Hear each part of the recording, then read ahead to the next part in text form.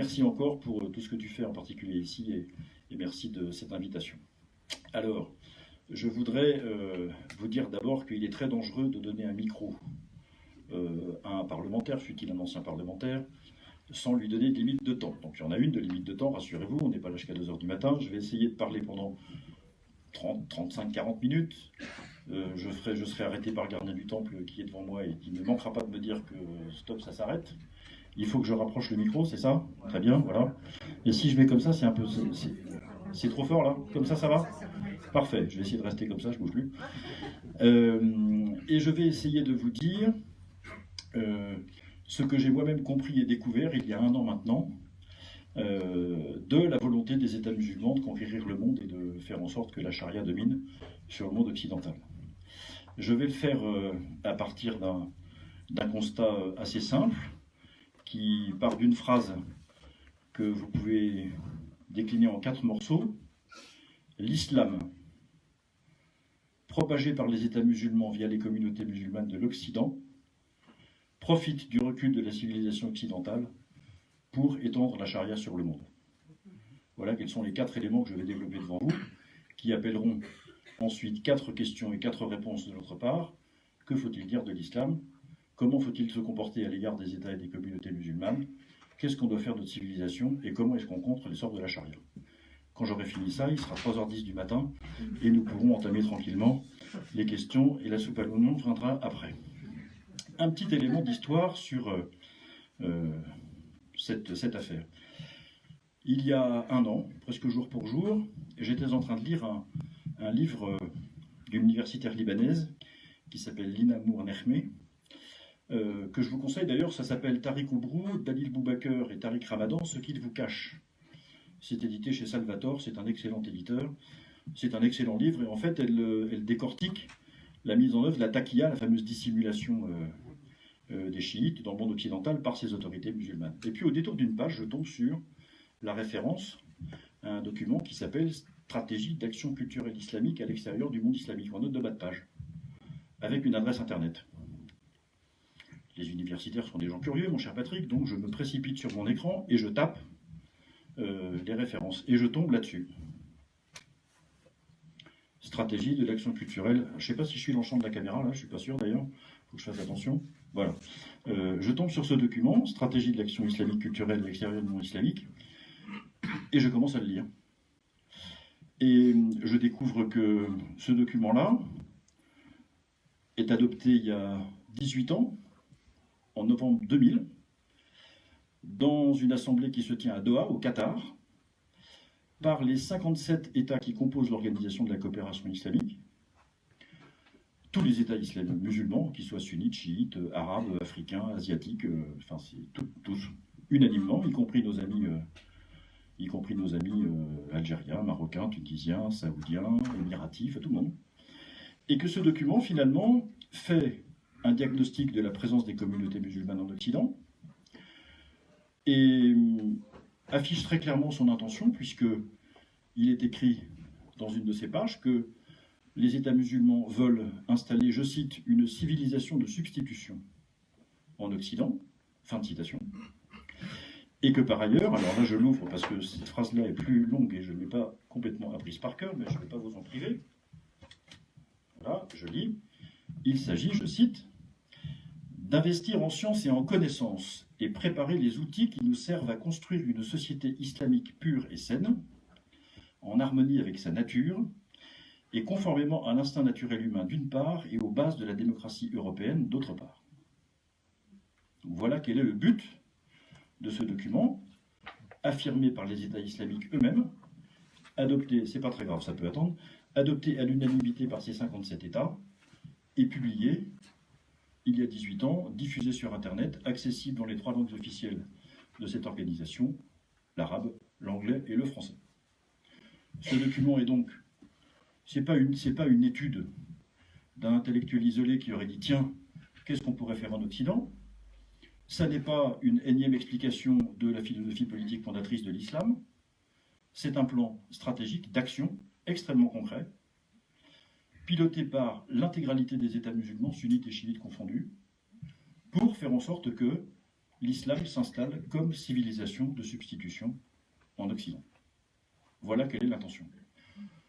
Évidemment, quand j'ai lu ça, je me suis dit, là, il y a un truc quand même, parce que c'est pas anodin quand même, comme ce serait une divagation d'intellectuels supplémentaires, on n'y apporterait pas plus d'intérêt que ça.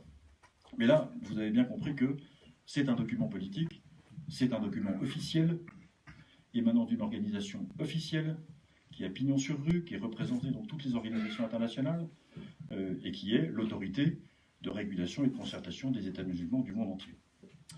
Alors, ce plan stratégique, il s'enracine d'abord dans l'islam comme tel. Je dis tout de suite que, j'y reviendrai d'ailleurs à la fin de mon propos, je distingue, au moins encore pour un moment, l'islam comme doctrine, comme projet politique, comme système global religieux, social et politique d'un côté, de la manière dont les musulmans le vivent au quotidien d'un autre côté. Il y a forcément une distance. Tous ceux qui pratiquent une religion, un système intellectuel, des convictions, connaissent cette distance qu'il y a entre ce qu'ils essayent de vivre et ce qu'ils croient. C'est la condition humaine qui veut ça. Ce qui m'intéresse ici, c'est la cohérence du projet politique qu'est l'islam. Et ce qui m'intéresse d'autant plus, c'est la façon dont l'islam se présente en réalité dans ce document et ce qu'il est. Qu'est-ce que c'est l'islam? On veut nous faire croire que c'est d'abord une religion de tolérance, de paix, d'amour et tout ce qui s'ensuit. Je pense pouvoir vous dire que ça n'est rien de tout ça. Ce qui me permet de le dire, c'est le caractère extrêmement nombreux, massif, des versets du Coran d'ailleurs, pour commencer, dans lesquels on demande aux musulmans de faire en sorte que, avec la précaution, une fois qu'ils ont pris la peine de proposer l'islam à ceux qui n'en sont pas partis, l'injonction est très claire, il faut les tuer. Soit vous vous convertissez, ou vous vous soumettez, soit vous mourrez.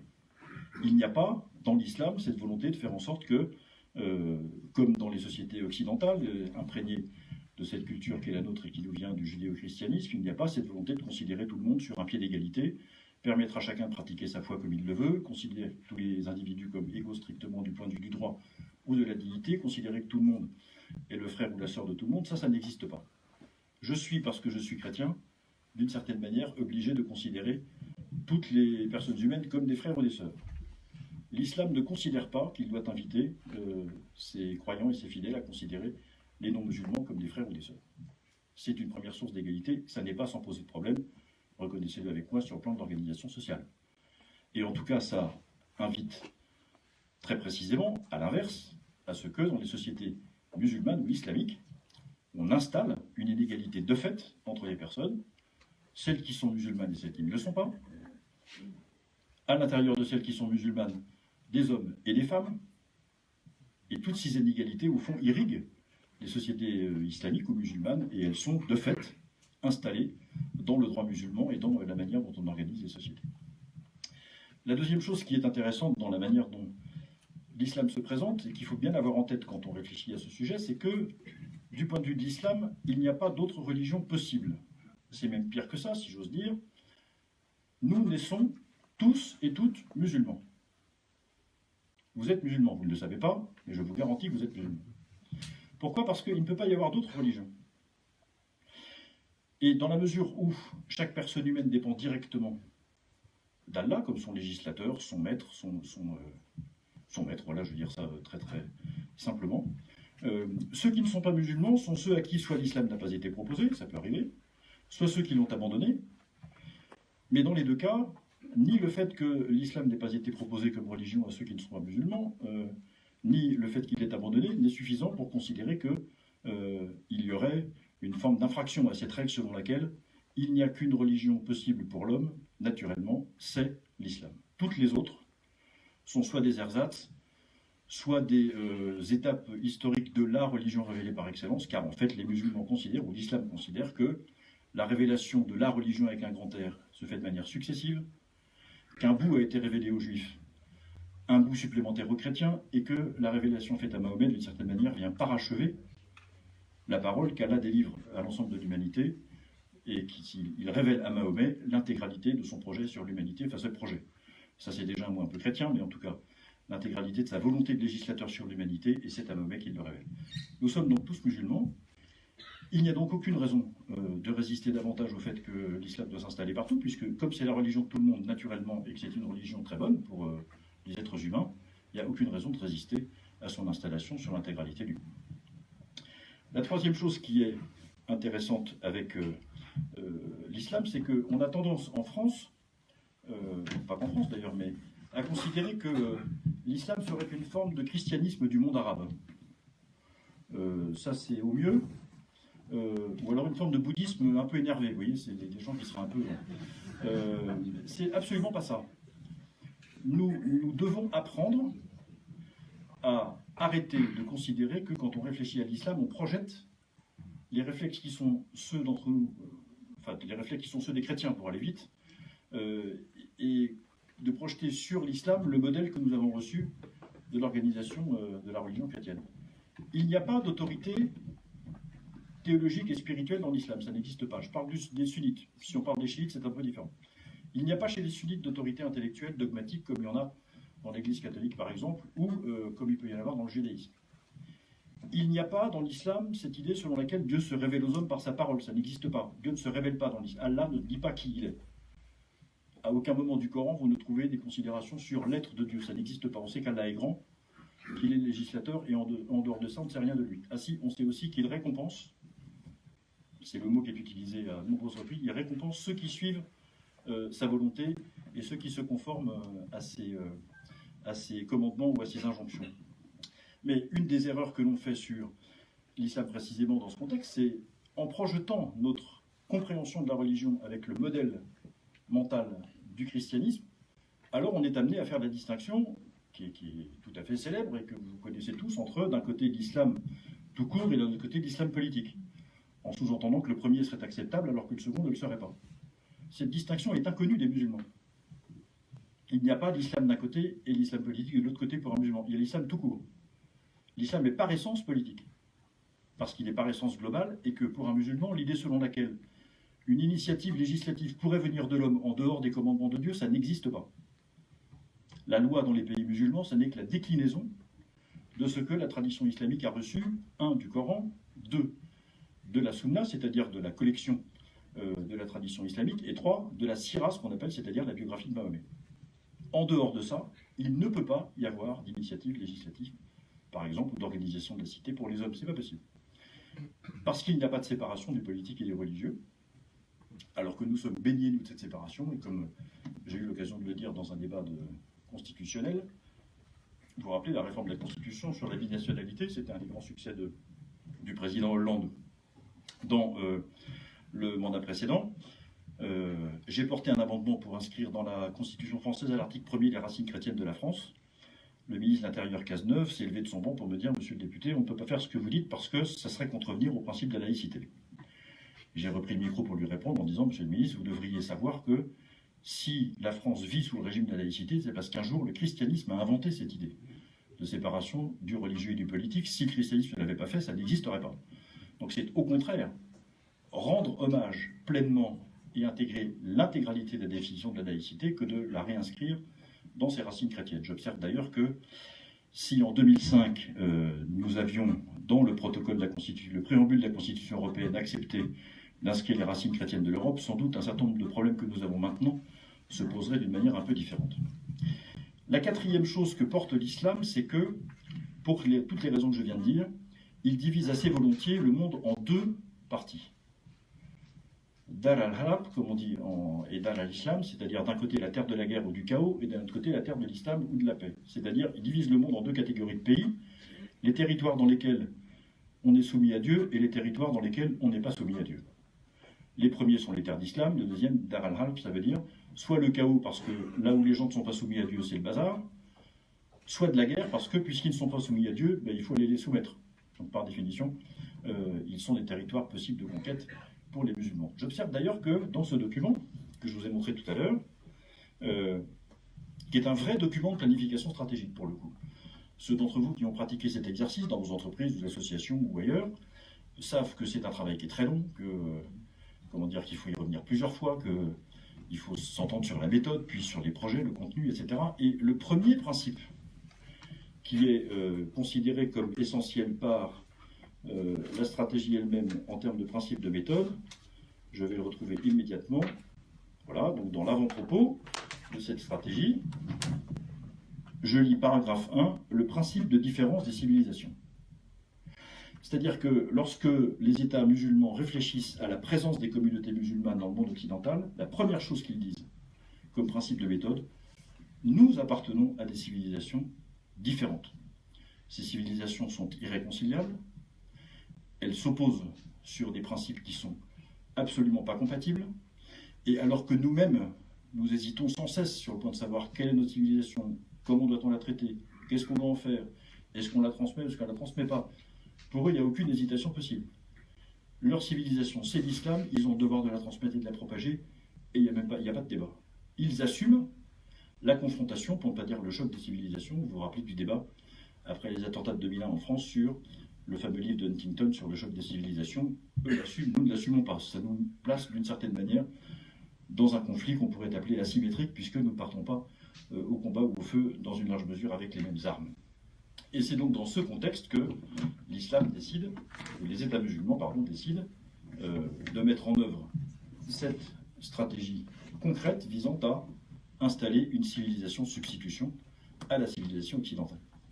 Alors je vous l'ai dit tout à l'heure, l'islam donc s'adresse par le biais des États musulmans aux communautés musulmanes occidentales. Et que disent ces organisations et qui parle à qui dans ce document? C'est mon deuxième point. Je redis, ce sont les États musulmans, par le biais de leur UNESCO à eux. En fait, il y a l'ONU et l'UNESCO, vous voyez bien cette organisation mondiale des États. Les États musulmans ont décidé, au début des années 1970, de se doter d'une organisation capable de défendre les intérêts des États musulmans dans le monde entier. Ils ont fait une espèce d'ONU musulman à part, qui s'appelle Organisation de la coopération islamique. C'est son nom actuel, ça a changé de nom entre-temps, peu importe. Et cette organisation de la coopération islamique a fait comme l'UNESCO, c'est-à-dire qu'au bout de quelques années, elle s'est dotée d'une UNESCO islamique qui s'appelle ISESCO. I comme Islam, Organisation pour le développement, pour Organisation islamique pour la science, l'éducation et la culture, comme il y a l'UNESCO pour l'ensemble des États du monde. Et c'est cette ISESCO qui a travaillé à ce document, qui l'a publié. 17 ans de travail. 17 ans de travail. Première réunion en France. Où ça en France? Réponse à Château-Chinon. Pourquoi Château-Chinon? Pas parce que c'était le siège de François Mitterrand, mais parce que c'est là que se trouve le centre de formation des frères musulmans, historiquement.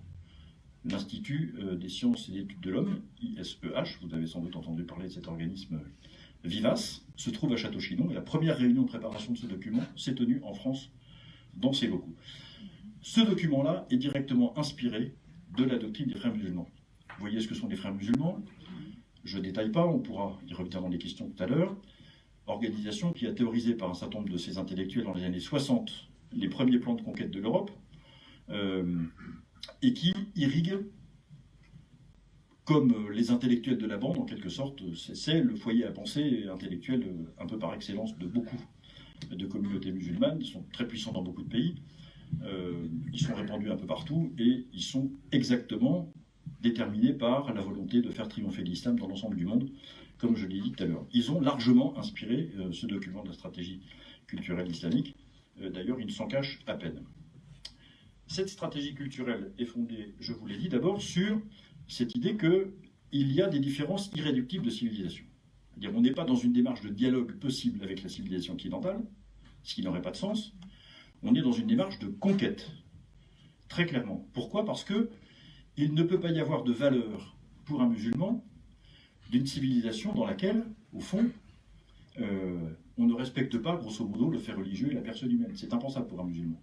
Dialoguer avec une civilisation qui propose ça, c'est-à-dire la nôtre, avec un regard très négatif porté sur notre civilisation ou son état, d'ailleurs non sans raison, j'y reviendrai, c'est impossible. Ça n'entre pas dans le schéma mental et dans les obligations d'un croyant musulman. Donc, on s'affronte, et puis le meilleur gagne d'une certaine façon. Troisième élément, ce document est intéressant parce qu'il y a une vingtaine d'années maintenant, quand il est publié, il fait état d'un certain nombre de crises rencontrées par les communautés musulmanes occidentales.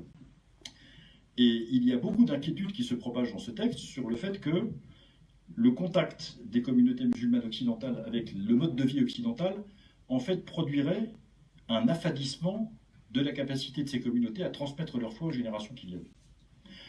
Alors il y a des choses assez curieuses parce que, à plusieurs reprises, ce document de la stratégie dénonce ce qu'il appelle l'attrait du monde occidental, attrait qui est, comment dire, aux yeux des communautés musulmanes d'Occident, évidemment quelque chose d'appétible pour le coup. Mais jamais il ne se pose la question de savoir pourquoi ce mode de vie occidental pourrait être attrayant pour les communautés musulmanes. On pourrait lire par exemple les libertés individuelles, l'accès facile à la consommation, des rapports sociaux fondés sur l'égalité. Alors je sais qu'on en fait ce qu'on en peut en France et que tout n'est pas parfait, et dans les pays occidentaux bien sûr, mais globalement, on a plutôt envie de vivre chez nous que de vivre dans un certain nombre d'États musulmans. Je parle pour moi, je suppose que pour vous, ça ne doit pas être loin d'être la même chose, mais nous savons pourquoi. J'observe aussi, d'ailleurs j'avais déposé dans ce sens une motion à l'Assemblée nationale qui n'a jamais vu le jour, que beaucoup des gens qui fuient les conflits du Proche-Orient vont non pas en Arabie Saoudite, comment dire, ni dans les Émirats Arabes Unis, ni au Qatar, si jamais on voulait bien les y accueillir, ce que je ne crois pas d'ailleurs. Enfin, ils viennent plutôt en Europe qu'ailleurs, et là aussi, il y a quelques raisons à cela. Ça, c'est un danger aux yeux des États musulmans, encore une fois, d'affaiblissement de ces communautés occidentales, et donc de l'intégralité de la communauté. Ça, c'est le deuxième point essentiel pour comprendre l'islam, c'est la force de la communauté est telle qu'on ne peut pas penser l'islam autrement qu'en voyant l'intégralité de la communauté des croyants comme à la fois une forme de mère nourricière, de force protectrice, de contrôleur social, c'est tout ça à la fois, ce qu'on appelle l'Ummah, ce qui veut dire grosso modo la communauté. Alors, je ne fais pas de débat linguistique sur le sujet, mais globalement ça.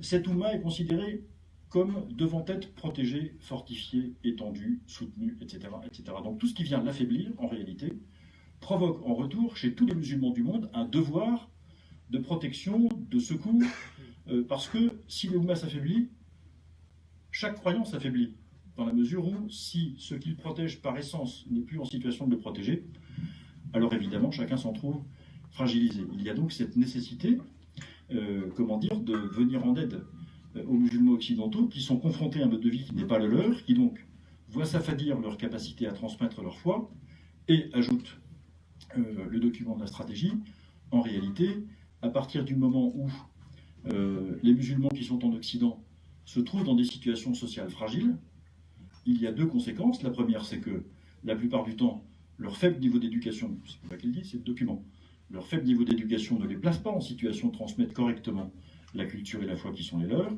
Et deuxièmement, ils sont obligés de considérer comme des urgences, non pas la transmission de cette foi, mais la survie sur le plan social et sur le plan matériel. Et donc, petit à petit, à cet affadissement dû au contact avec la civilisation occidentale, s'ajoute un certain nombre de faiblesses dans la capacité de transmettre soit l'énergie mentale, soit les moyens matériels de le faire. Et donc, il y a une source d'inquiétude pour les États musulmans, qui sont les premiers à considérer que, bien sûr, la protection, l'extension et la fortification de la communauté est également leur responsabilité. Ça va sans dire. Enfin, la stratégie, j'appelle la stratégie ce document, la stratégie constate que les communautés musulmanes sont désormais installées en Occident de manière absolument pérenne. Rien ne les délogera, rien ne les affaiblira sur le plan quantitatif. Il y a plusieurs phrases de dignitaires musulmans, des religieux la plupart, mais Erdogan y est allé aussi de ce genre de couplet sur le fait que l'islam conquérait l'Europe par les ventres des femmes. Cette citation est assez triviale, mais elle est exacte. Et donc, la présence pérenne de ces communautés oblige aussi ces États à faire en sorte que, eh bien, ils s'occupent des musulmans qui sont en Occident, pas pour les faire revenir, mais pour les conforter là où elles sont.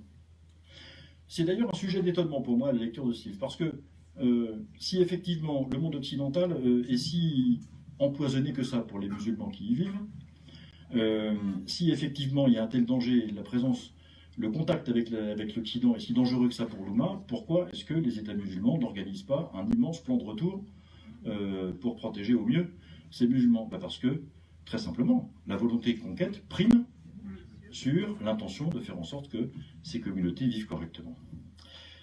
Troisièmement, cet islam qui est propagé, qui est propagé, c'est ça, oui, par le biais des États vers les communautés occidentales, profite du recul de la civilisation occidentale.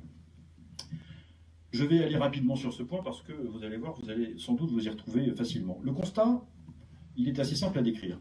La globalisation, qui est pour les États musulmans, d'une certaine manière, ce qui décrit le mieux l'état de la civilisation occidentale, a échoué dans son projet d'assurer la prospérité de ceux qui vivent sous son égide.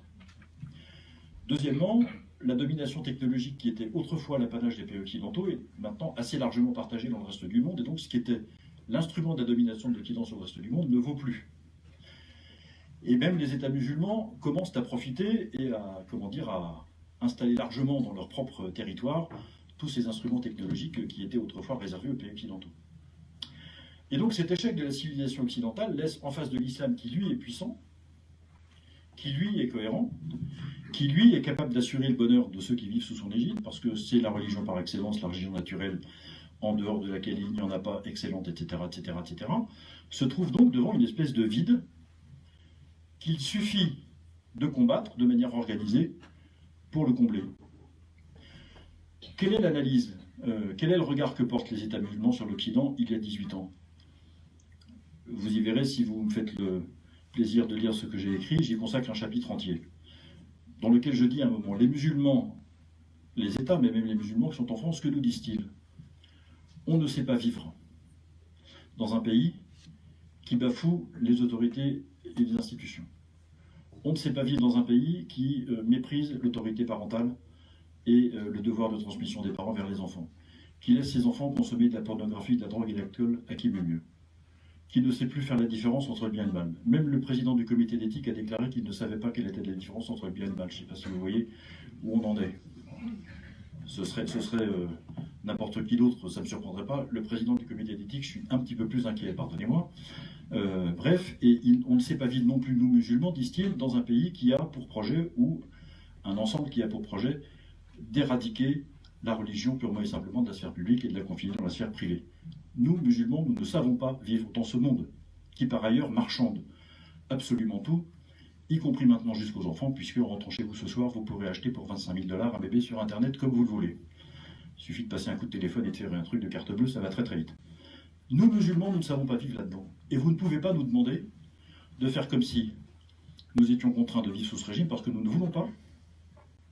Et parce que nous ne voulons pas, eh bien nous allons petit à petit installer dans ce vide humain que représente la civilisation désormais telle qu'elle se présente à nous, notre civilisation à nous, qui elle respecte l'autorité, respecte les institutions, sait faire la différence entre le bien et le mal, etc., etc., etc., etc. Et donc, à partir de là, ce renoncement massif, pas définitif, parce que si je croyais que c'était définitif, je ne serais pas devant vous, ce renoncement massif de l'Occident à son propre modèle de civilisation provoque deux réactions chez ceux qui vivent à son contact. Un, une réaction de rejet, et deux, évidemment, la volonté de remplacer ça par quelque chose qui ressemble à quelque chose, pardon de cette répétition, mais vous comprenez ce que je veux dire. Il s'agit donc, quatrièmement, de cet islam donc s'adresse aux communautés occidentales par le biais des États musulmans, et profite du recul de la civilisation occidentale, quatrièmement, pour installer la domination de la charia sur l'Occident. Qu'est-ce que c'est que la charia? On va dire, pour faire simple et rapide, j'y reviendrai dans les questions si c'est nécessaire, la charia c'est l'islam.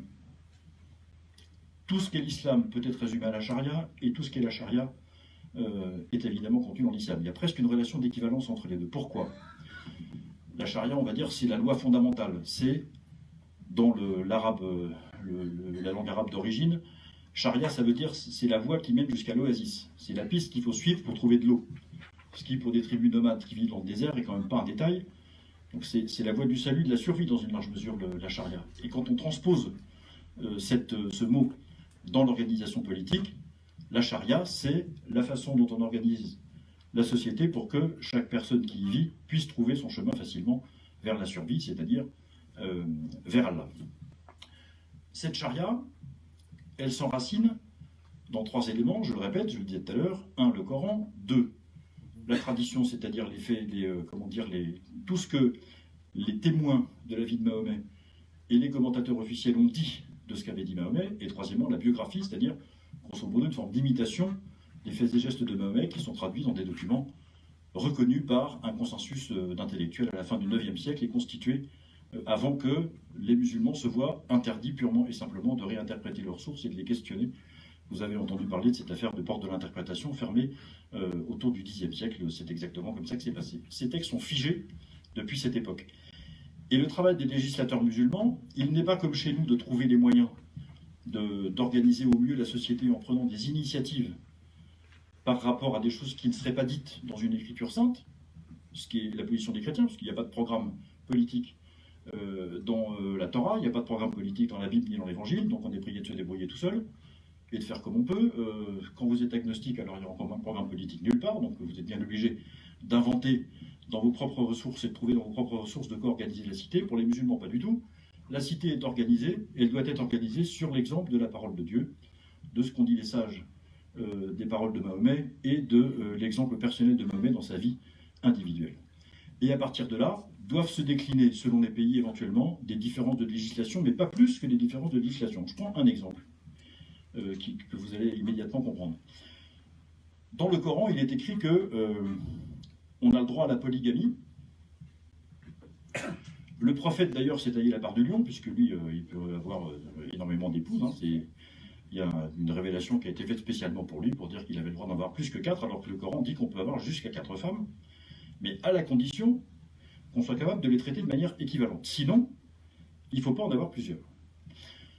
Alors, il y a là une question qui se pose pour le législateur d'un État musulman. On a le droit d'avoir combien de femmes dans mon pays? Alors, il constate que la porte est ouverte jusqu'à 4, si j'ose dire. Et donc, en fonction des pays, on va purement et simplement interdire la polygamie. Dans d'autres pays musulmans, on va l'autoriser. Ou alors, on va l'autoriser sous condition. Il y a quelques pays qui disent que si un mari veut prendre une deuxième femme, il lui faut l'autorisation de la première. Dans d'autres cas, il n'y a pas d'autorisation dans la personne, le mari le fait tout seul et il se débrouille. Dans d'autres cas, il n'a pas le droit d'en prendre plus qu'une. Alors après, on a théorisé aussi les modalités de répudiation, etc. Enfin, il y a des tas de choses, c'est très organisé, vous inquiétez pas, il se débrouille très bien. Mais grosso modo, le travail législatif dans l'islam se limite à ça. Essayer de trouver les voies et moyens de décliner concrètement dans une législation les choses conformément à la lettre, pas l'esprit, à la lettre de ce qui est indiqué dans l'ensemble de la tradition musulmane.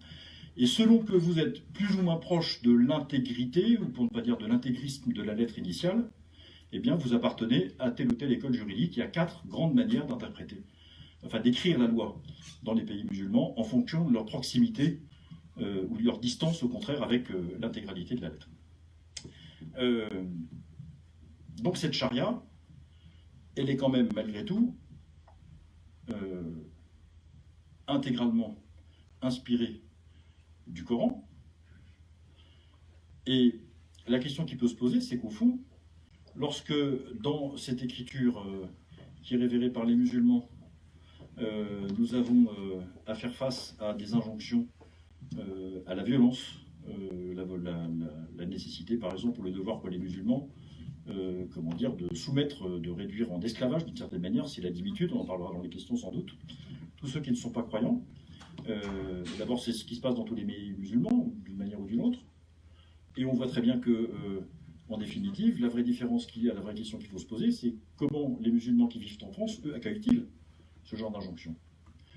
Et je veux bien qu'on considère que beaucoup de musulmans qui vivent en France ne savent pas très bien, ne comprennent pas très bien, n'ont pas du tout d'idée de ce que peut représenter le système juridique de l'islam, mais par ailleurs, ce système juridique existe. Et j'observe que lorsqu'on parle d'islamisation des territoires français, ce ne sont pas les musulmans qui sont considérés comme modérés qui pilotent les territoires en question, ce sont ceux qui considèrent qu'eux, ils ont le devoir d'appliquer cette législation musulmane issue purement et simplement de la charia, là où ils sont. Comme Marion m'a dit qu'il me restait 3 minutes, maintenant ça n'est plus que 2, donc je vais accélérer et puis je reviendrai dans les questions. Un mot quand même sur cette domination de la charia. Vous trouvez dans ce document de la stratégie il y a 18 ans absolument tout ce que vous pouvez par ailleurs constater dans les faits divers et dans les livres qui sont publiés sur ce sujet. Il y a, dans le document de la stratégie, la volonté de voir enseigner la langue arabe dans les écoles primaires d'éducation nationale. Ça vous rappelle sans doute quelque chose. Il y a le soutien apporté massif, financier, politique, à la construction de centres culturels musulmans, de mosquées, d'écoles coraniques, et j'en passe. Il y a la volonté, effectivement, de faire respecter partout dans les institutions et la vie française des spécificités culturelles de l'islam. Je fais référence aux menus halal dans les cantines, aux horaires réservés dans les piscines, un certain nombre d'autres choses. Il y a la volonté d'installer même des juridictions spéciales. Entendez par là, faire venir des imams, si nécessaire de l'étranger, pour faire en sorte que les conflits internes à la communauté musulmane soient arbitrés par une justice immanente, indépendante de la justice institutionnelle française. Autrement dit, ce document porte en lui-même comme une forme d'étape intermédiaire un projet qui est absolument d'essence communautariste, qui va jusqu'à la séparation, et qui n'hésite pas à le dire. D'ailleurs, quand on regarde ce qui se passe en Angleterre, dans certains territoires, nous y sommes, de manière quasi affichée. Et donc, cette domination de la charia, qui est vue comme un projet global, à long terme, d'exclusivité de l'islam comme civilisation pour le monde entier, passe par la fracturation des sociétés occidentales dans le cadre d'une logique communautariste qui va et qui doit aller jusqu'à la séparation d'un certain nombre de territoires, c'est-à-dire la constitution de foyers purement islamiques qui vivront à l'écart de la République.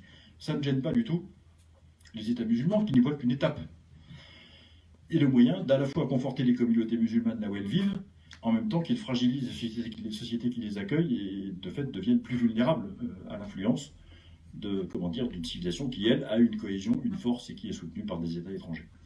Et je termine par là avant de me livrer à vos questions. Ce qui m'a le plus frappé, et j'ai lu il y a quelques jours le livre Inch'Allah, vous avez entendu parler de ce livre, bien sûr, des journalistes du Monde et des jeunes étudiants qui sont partis en Seine-Saint-Denis. Ce qui m'a frappé, c'est d'abord que il y a une renonciation permanente de la puissance publique à appliquer et faire appliquer la loi, là où elle est. Je disais tout à l'heure aux étudiants qui m'ont interviewé, ça n'est pas illégal en France de réserver des horaires de piscine pour les femmes, pour des motifs religieux. C'est pas illégal. C'est simplement absolument contraire à l'esprit de nos institutions.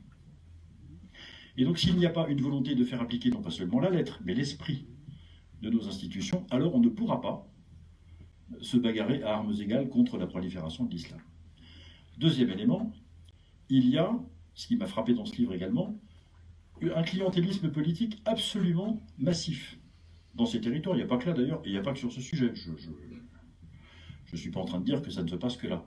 Et je veux dire par là qu'il y a la nécessité d'une prise de conscience du danger que représente pour la vie sociale en France, pas les musulmans qui y vivent, l'islam comme doctrine, lorsqu'il est porté par une minorité de personnes qui savent parfaitement ce qu'ils font, qui sont soutenues par l'intégralité des États musulmans, avec beaucoup d'argent, des moyens politiques, des chaînes de télévision, des radios, des prêcheurs dans les mosquées, etc. etc. C'est ça que nous avons à contrer. Et on pouvait avoir, ce sera ma conclusion avant de répondre à vos questions, l'impression que cette islamisation, au fond, relevait d'un phénomène, d'une conjonction de phénomènes un peu sporadiques, un peu aléatoires. Un truc par-ci, un truc par-là, un truc à Marseille, un truc à Romorantin, à Charleville-Mézières, à Cherbourg, etc. Et de se dire au fond, puisque c'est sporadique et que c'est aléatoire, laissons les élus locaux répondre là où ils sont, et puis on finira bien par régler le problème. Sauf que c'est pas du tout ça. Ce que je montre dans cet ouvrage, c'est que c'est une stratégie coordonnée menée par des États. Et donc elle appelle de notre part une stratégie coordonnée de l'État. Pas simplement des maires qui sont laissés à l'abandon, pas sous ce rapport d'ailleurs, pour... Deuxièmement, c'est une stratégie culturelle qui appelle de notre part une réponse culturelle, pas législative. Je me suis bagarré combien de fois à la commission des lois pour dire, mais plutôt que d'ajouter des articles, retirez-en, d'abord on verra plus clair, de faire des listes à n'en plus finir, énoncer un principe, ça sera plus facile. C'est une question culturelle, il n'y a pas besoin de loi supplémentaire. Et cette question culturelle passe par deux éléments. Un, soyons conscients de la richesse que représente notre civilisation, et deux, soyons conscients du danger que représente pour notre civilisation l'islam comme projet global de société. Et troisièmement, tout cela nécessite évidemment que chacun considère cet enjeu politique comme le sien. C'est l'affaire de nous tous, et ne croyez pas qu'on réglera cette affaire soit en laissant l'État faire tout seul. L'État ne fait jamais tout seul. Ça n'existe pas, l'État qui fait tout seul. Ça, c'est une abstraction. L'État, c'est loin, c'est pas nous. Non. C'est le peuple français qui doit s'approprier ce sujet. Et la question est très simple. Si on veut vivre dans 25 ans sous le régime de la charia en France, alors continuons comme ça, laissons filer, et vous inquiétez pas, ils y arriveront. Si nous ne le voulons pas, eh bien, il suffit d'être conscient de tout ça, de se former et d'entrer dès maintenant en résistance. En ce qui me concerne en tout cas, je ne me soumettrai pas. Je vous remercie.